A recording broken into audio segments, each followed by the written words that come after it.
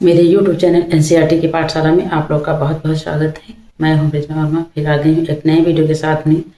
इससे पहले हमने हिंदी काव्य कक्षा 10 का पाठ 5 पढ़ा था, उसका आधा भाग हमने पढ़ा था जो श्री सुमितान पंत जी के द्वारा रचित है। पाठ का नाम था चीटी, और आज उसका आधा भाग हम पढ़ने जा रहे हैं जो शेष बचा था, जिसका नाम है चंद्रलोक में प्रथम बार। तो आइए अपने पाठ को हम बिना समय गंवाए स्टार्ट करते हैं। पंत जी ने कहा है कि चंद्रलोक में प्रथम बार मानव ने किया पदार्पण, छिन्न हुए लो देश काल के दुर्जय बाधा बंधन। चंद्रलोक, चंद्रमा पर जब प्रथम बार, पहली बार जब चंद्रमा पर मानव ने किया पदार्पण, मानव ने अपने पैरों को अर्पित किया। पदार्पण, पैरों को अर्पित किया।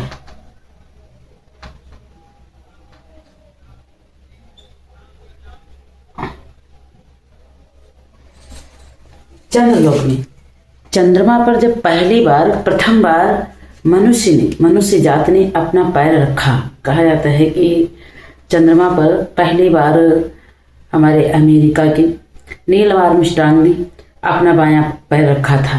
तो क्या हुआ? छिन्न हो गए लो देश काल के, देश के और काल के। देश होता है और काल होता है समय। काल और देश और समय के जो दुर्जय होता है, जो कभी ना जीतने वाले,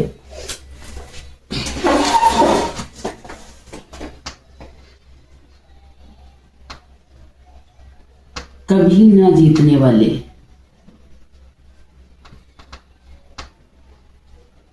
जो कभी ना जीतने वाले बाधा और बंधन थे। जो बाधा थी वो क्या हो गई? सब छिन्न हो गई। किसके? देश के और समय के। तो पंत जी कहते हैं कि चंद्रलोक में, चंद्रमा पर जब पहली बार मनुष्य ने अपना कदम रखा, तो अपना जब पैर रखा, तो वहां पर जो छिन्न हुए लो देश काल के, देश के और समय के जो बाधा बंधन थे, वो सब दुर्जय बाधा बंधन, ऐसे बंधन, ऐसी बाधाएं जो कभी ना हो पाए, जिसको जीता ना जा सके, उन बाधाओं को मनुष्य ने जीत कर अपना कदम उस पर रख दिया चंद्रमा पर। दिग्विजयी मनसुत निश्चय, यह महत ऐतिहासिक क्षण, भू विरोध हो शांत, निकट आए सब देशों के जन। कहते हैं दिग्विजयी होता है दिग्धन विजयी, दिशाओं पर विजय प्राप्त करने वाला, दिशाओं पर विजय प्राप्त करने वाला, विजय प्राप्त करने वाला।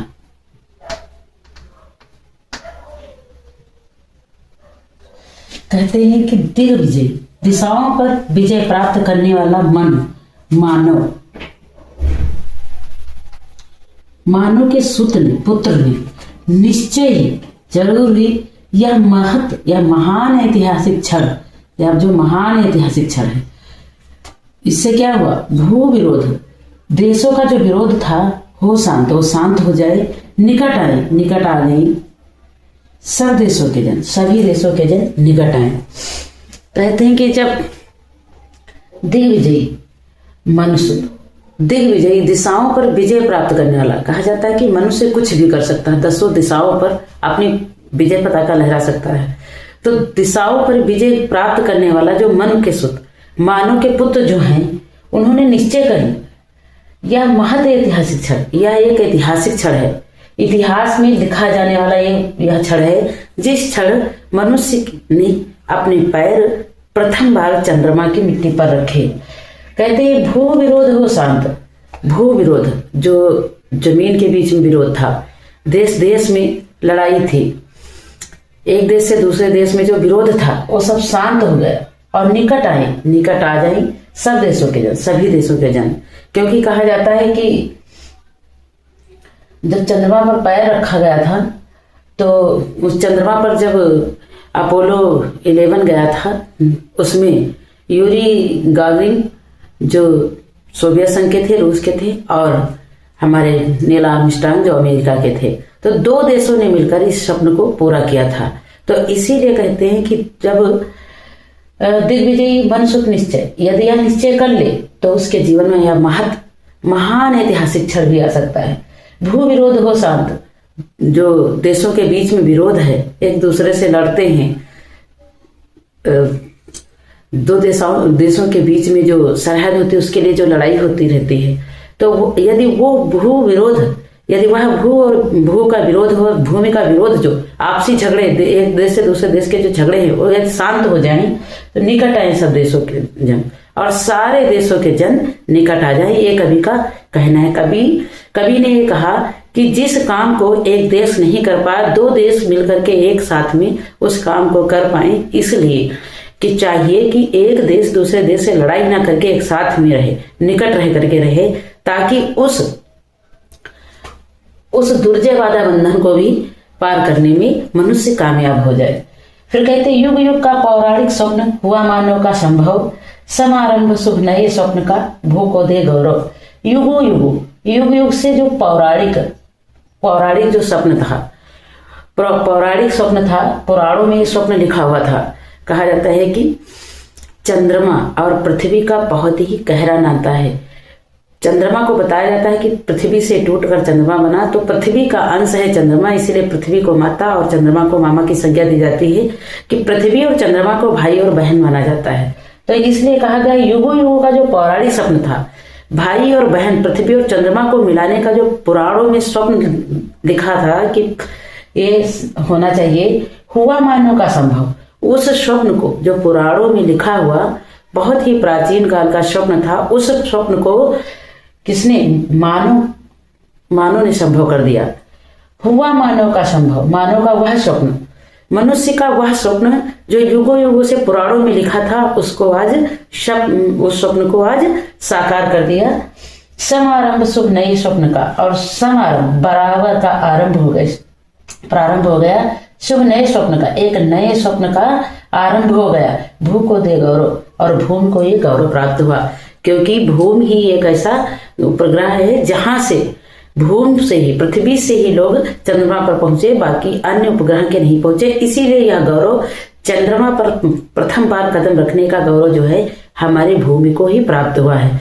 तो कहा जाता है कि भूमि और चंद्रमा का बहुत ही पुराना रिश्ता है, भाई बहन की संज्ञा दी गई है दोनों में, और बहुत ही प्रेम है। इसीलिए यह गौरव भूमि पर बसने वाले मनुष्यों के द्वारा ही प्राप्त हुआ। भूमि का पुत्र ही सबसे पहले प्रथम बार चंद्रलोक पर पहुंचकर उन्होंने अपने पैरों को वहां पर रखा। फिर फहराए ग्रह उपग्रह में धरती का श्यामल अंचल। कवि ने कहा है कि फहराए कहाँ? ग्रह में और उपग्रह में। क्या? धरती का श्यामल अंचल, धरती का हरा हरा अंचल। धरती हमारी पृथ्वी जो है ये हरियाली से भरी, तो पृथ्वी का हरा अंचल ग्रह और उपग्रह में फहराए। सुख संपन्न जगत में बरसे जीवन मंगल। और कवि ये कामना करता है कि सुख और संपद और संपन्न जगत में, इस संसार में क्या क्या हो? सुख हो, संपद हो, धन दौलत हो, संपन्न हो, सुख और संपदा से मनुष्य संपन्न रहे। और जगत में क्या हो? बरसे जीवन मंगल, जीवन का मंगल बरसे, मतलब मंगल जीवन की कामना करता है। कभी ये कहता है कि आपस में परस्पर मिलजुल कर रहो, और ताकि पृथ्वी पर मनुष्य के जीवन में मंगल ही मंगल हो, कोई अमंगल कार्य ना हो, आपस में लड़ो भिड़ो ना, अपनी संस्कृति को एक दूसरे से मिलाकर चलो, और एक दूसरे देश से मित्रता का परस्पर मैत्री संबंध रखकर चलिए, ताकि पृथ्वी पर मंगल ही बरसे, मंगल ही मंगल हो, कोई अमंगल की कामना ना हो। कहते अमेरिका सोवियत बने नवदिक रचना के वाहन, जीवन पद्धतियों के भेद समन्वित हो विस्तृत मन। कह रहा है कवि कि अमेरिका सोवियत बने, अमेरिका और सोवियत संघ अर्थात रूस, अमेरिका और सोवियत का अर्थ होता है रूस, सोवियत संघ को रूस कहते हैं। तो अमेरिका और जो रूस है वो बने क्या? नवदिक, नई दिशाओं के रचना के वाहन। अमेरिका और सोवियत ने मिलकर नई दिशाओं की रचना का वाहन बना है।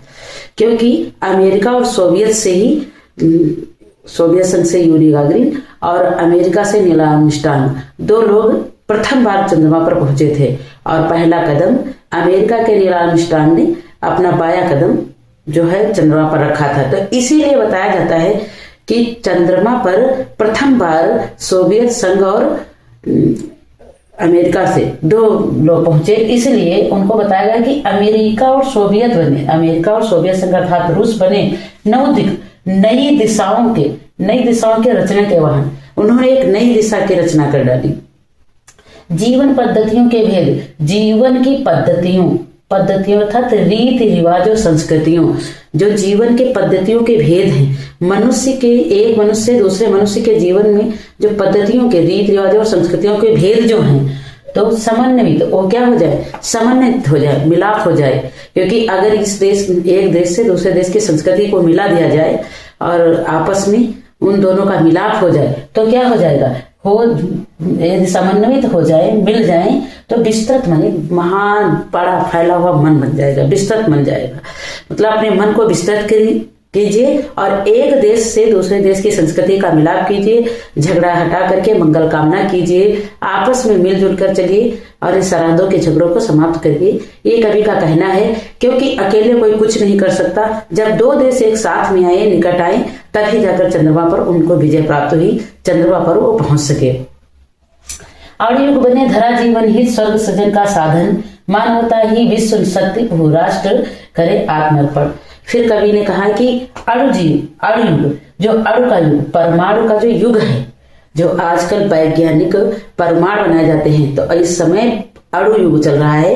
कहा जाता है कि वैज्ञानिकों का युग चल रहा है। तो अणु युग जो परमाणु का युग है, तो बने क्या, धरा पृथ्वी के जीवन के हित में।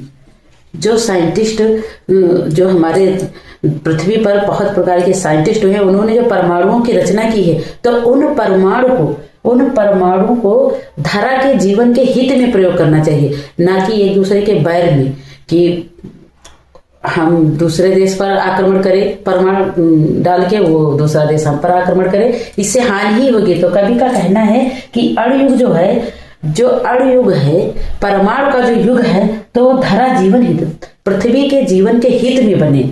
यह जितना भी वैज्ञानिकों ने परमाणु और इन सारी चीजों की रचना की है, इसका प्रयोग पृथ्वी के हित में करना चाहिए। स्वर्ग सृजन का साधन, सृजन का मतलब जन्म देना, स्वर्ग सुख संपत्ति को जन्म देने का साधन बनाओ।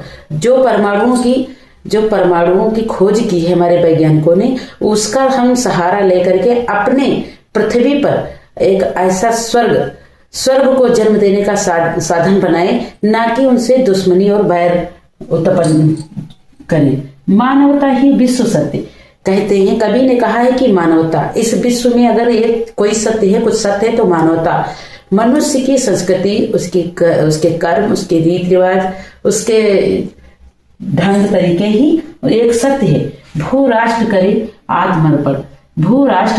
आत्मर्पण कहते हैं कि अगर विश्व में किसी चीज को सत्य माना गया तो मानवता को, और मनुष्य को चाहिए कि वह अपनी मानवता को, पृथ्वी को, राष्ट्र को आत्मर्पण करे, पृथ्वी और राष्ट्र को अपनी आत्मा से अर्पित करे, ना कि पृथ्वी और देश के लिए, पृथ्वी पर रहने वाले बहुत सारे देशों के बीच में लड़ाई और झगड़ा के लिए उनका प्रयोग करे, ना कि उनका प्रयोग अमंगल कार्यों में ना करने के बजाय उनको मंगल कार्यों में उनका प्रयोग करे। जो वैज्ञानिक शक्तियां हैं वो मंगल कार्यों के लिए यदि प्रयोग की जाए तो हमारे पृथ्वी पर एक नया नवीन जीवन उत्पन्न हो जाएगा। धरा चंद्र की प्रीत परिस्पर, जगत प्रसिद्ध पुरातन, हृदय सिंधु में उठता स्वार्गिक ज्वार, देख चंद्रानन। कहा जाता है कि धरा चंद्र, पृथ्वी और चंद्रमा की प्रीत क्या है, परस्पर है, लगातार रही है। पहले बताया हमने कि कहा जाता है कि चंद्रमा पृथ्वी से टूटकर चंद्रमा बना है।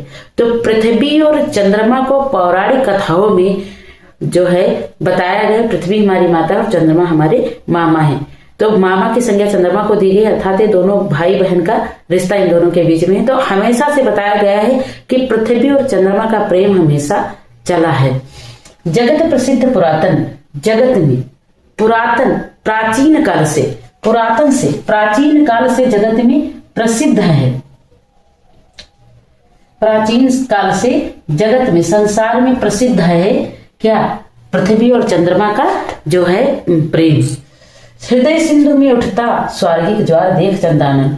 कहते हैं पृथ्वी पर जो है सिंधु होता है, तो सिंधु, सिंधु अर्थात समुद्र, समुद्र या सागर, सिंधु का मतलब होता है सागर, सागर या समुद्र। तो समुद्र के हृदय में, समुद्र के हृदय में भी उठता है क्या? स्वर्गिक, एक स्वर्गिक स्वर्ग देने वाला या खुशियां देने वाला ज्वार, लहरें देख करके चंद्रानन, चंद्रमा के आनंद को, चंद्र इसका संधि विच्छेद करेंगे, चंद्र धन आनंद होगा। चंद्र का अर्थ होता है चंद्रमा और आनंद का अर्थ होता है मुख। तो हमारे कवि ने कहा है कि चंद्रमा, पृथ्वी और चंद्रमा का परस्पर प्रेम होता है, ये दोनों एक दूसरे से परस्पर प्रेम करते हैं। और ये जो है हमारे जगत में प्राचीन काल से ये चीज प्रसिद्ध है कि चंद्रमा और पृथ्वी का प्रेम हमेशा रहा है। कहते हैं कि हृदय सिंधु में उठता स्वर्गिक ज्वार देख चंद्रानन।